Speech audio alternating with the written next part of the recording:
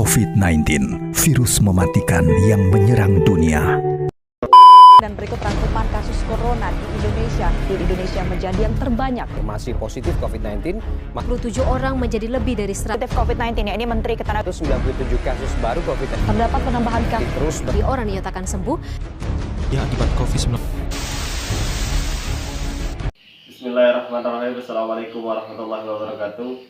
Saya Ferry dari mahasiswa Sekolah Tinggi Ilmu Hukum Serasan Muara Enim untuk mengajak seluruh masyarakat Kabupaten Penokalapa, Kecamatan Ilir, terkhususnya Kecamatan Talang Ubi, untuk memberikan pesan serta pertimbangan utama untuk menggandeng baik itu sekolah, guru, orang tua, masyarakat, serta anak-anak dalam menciptakan sekolah yang aman dan sehat. Adapun yang kami ingin bahas yaitu pesan dan kegiatan utama pencegahan dan pengendalian COVID-19. Apa itu COVID-19? COVID-19 adalah penyakit yang disebabkan oleh turunan coronavirus. Sebelumnya penyakit ini disebut 2019 novel coronavirus. Virus COVID-19 adalah virus baru yang terkait dengan keluarga virus yang sama dengan SARS dan beberapa jenis virus flu biasa. Apa saja gejala COVID-19? Gejala dapat berupa demam, batuk, dan sesak napas. Pada kasus-kasus yang lebih parah, infeksi dapat menyebabkan radang paru-paru atau kesulitan bernapas. Penyakit ini jarang bersifat mematikan. Gejala-gejala ini mirip dengan flu atau batuk pilek. Kedua penyakit ini jauh lebih umum dibandingkan COVID-19. Karena itu, pengujian diperlukan untuk memastikan apakah terjangkit COVID-19 atau tidak. Bagaimana cara penyebaran COVID-19? Virus ini ditularkan melalui kontak langsung dengan percikan dari saluran nafas orang yang terinfeksi. Orang juga dapat terinfeksi karena menyentuh permukaan yang terkontaminasi virus ini lalu menyentuh wajahnya, mata, hidung, mulut.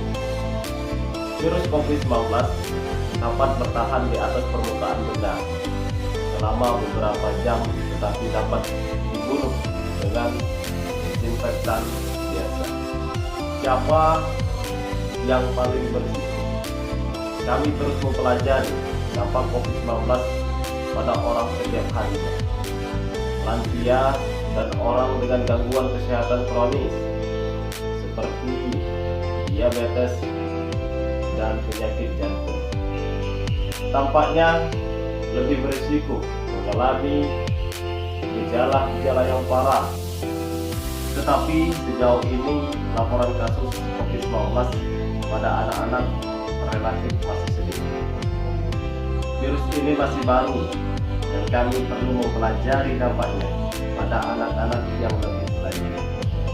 Virus ini bisa menjadi fatal pada sejumlah kecil kasus yang sejauh ini lebih cenderung terjadi pada lansia dengan gangguan kesehatan sebelumnya. Bagaimana cara mengobati COVID-19? Saat ini vaksin untuk COVID-19 belum tersedia. Namun, banyak gejala penyakit ini dapat diobati dan perawatan sejak awal oleh tenaga kesehatan dapat mengurangi bahaya penyakit ini. Beberapa uji klinis yang mengkaji kandidat pengobatan untuk COVID-19 sedang dilakukan. Bagaimana cara memperlambat atau mencegah penyebaran COVID-19? Seperti infeksi saluran pernapasan lain seperti flu atau batuk pilek. Tindakan-tindakan menjaga kesehatan bersama penting untuk memperlambat penyebaran penyakit ini.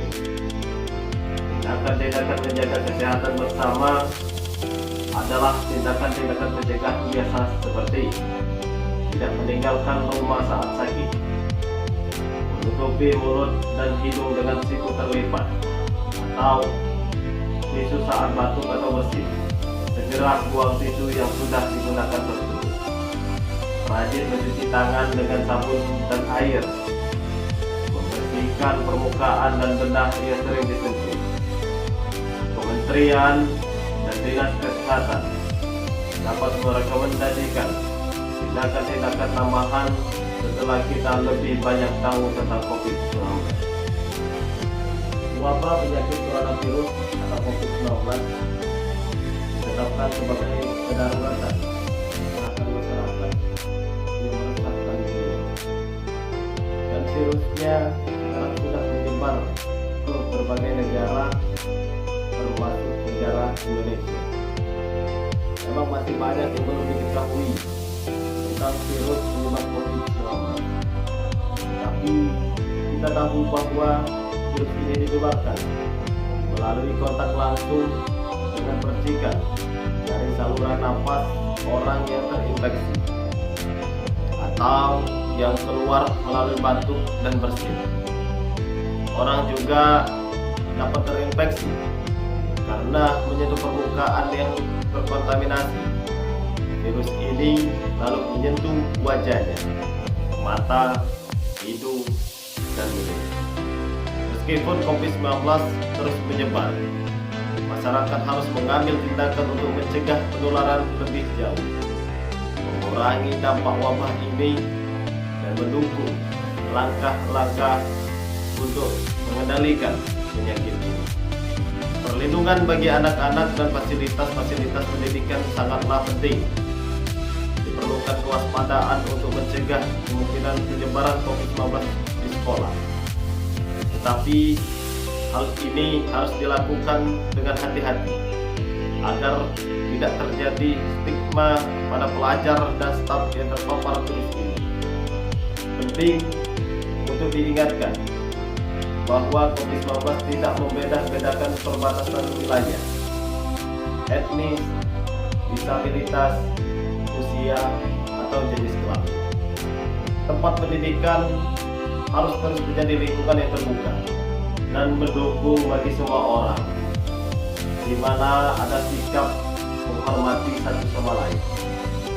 Langkah-langkah yang diambil oleh sekolah-sekolah dapat mencegah masuknya serta menyebar COVID-19 melalui pelajar dan staf yang terpapar pada virus tersebut, kembali meminimalisasi gangguan serta melindungi para pelajar dan staf dari diskriminasi. Adapun pesan dan kegiatan utama untuk sekolah, guru, dan staf. Prinsip dasar jika diikuti dalam membantu pelajar, guru, dan staf agar tetap aman di sekolah dan menghentikan penyebaran penyakit ini, bagi sekolah-sekolah sehat direkomendasikan agar pelajar, guru, dan staf lain yang sedang sakit tidak datang ke sekolah. Sekolah menetapkan kegiatan cuci tangan teratur dengan air bersih mengalir dan sabun, cairan antiseptik berbahan alkohol atau hand sanitizer, dan pembersihan setiap harinya untuk permukaan benda yang ada di sekolah. Sekolah menyediakan fasilitas-fasilitas pengolahan air, sanitasi, dan sampah, mengikuti prosedur pembersihan dan dekontaminasi lingkungan. Sekolah mempromosikan batasan sosial atau tindakan-tindakan tertentu untuk memperlambat penyebaran penyakit yang sangat menular, seperti membatasi acara pertemuan dengan jumlah peserta yang banyak. Adapun pesan dan tindakan utama bagi orang tua dan seluruh masyarakat, COVID-19 adalah sebuah virus baru dan kami masih mempelajari dampak virus ini pada anak-anak. Kita tahu bahwa semua orang terlepas dari umur dan terinfeksi virus ini. Tetapi jauh ini laporan kasus COVID-19 pada anak-anak relatif masih sedikit.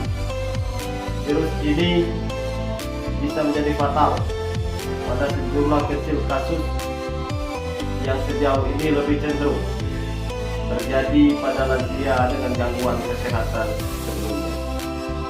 Dan kami di sini bertujuan khusus anak-anak dan pemuda saat ini adalah warga negara Indonesia, pendorong-pendorong perubahan yang kuat, serta anggota generasi masa depan perawat, ilmuwan, dan dokter.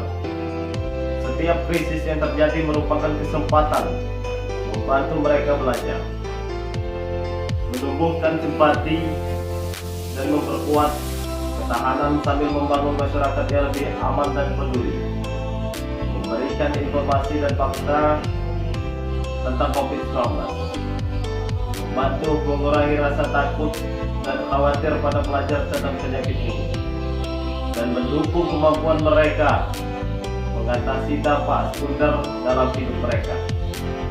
Pedoman ini memberikan pesan-pesan serta pertimbangan-pertimbangan utama untuk menggandeng administrasi sekolah, guru, dan staf, orang tua, pengasuh, masyarakat, serta anak-anak dalam menciptakan sekolah yang aman dan sehat. Untuk memberikan pedoman yang jelas dan dapat dilaksanakan untuk tindakan yang aman melalui pencegahan, deteksi, dini, dan pengendalian COVID-19 di sekolah dan fasilitas pendidikan lainnya.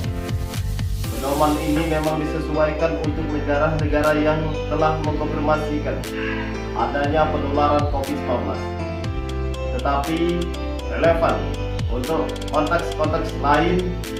Pendidikan dapat mendorong para pelajar menjadi pendukung pencegahan dan pengendalian penyakit di rumah, di sekolah, dan di masyarakatnya dengan cara berbagai dengan orang lain.